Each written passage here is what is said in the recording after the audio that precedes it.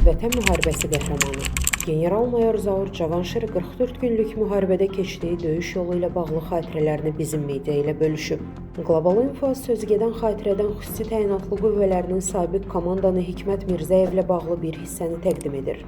Zaur Cavanşir yazır: Həmin gün Naxçıvandan gələn polkovnik görünmürdü. Dedilər ki, o biraz arxada təpənin üstündədir. Çağırılmasını tapşırdım. Bu vaxt komandam mənə zəng edib soruşdu ki, Naxçıvandan gələn polkovnik yanındadır. Bəli, dedim.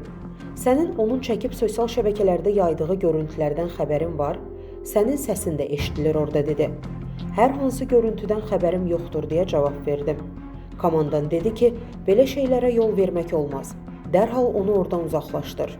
Elə bir adam bizə lazım deyil və orada olmamalıdır. Bura döyüş meydanıdır, kino çəkmirik.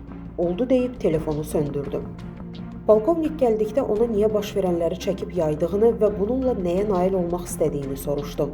O bildirdi ki, çəkdiklərini bir neçə dostuna göndərmişdi və onlar da güya ondan xəbərsiz sosial şəbəkələrdə paylaşmışdılar. Mən komandanın əmrini ona çatdırdım və əməliyyat zonasını tərk etməsini tapşırdım.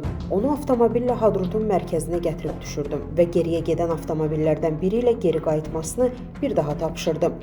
Özüm isə Edilli istiqamətində hərəkət etdim. Statın sonu. Ətraflı şərh bölümündəki linkdən oxuya bilərsiniz. Əziz izləyicilər, xəbərlərdən məlumat əldə etmək üçün kanalımıza abunə ola bilərsiniz.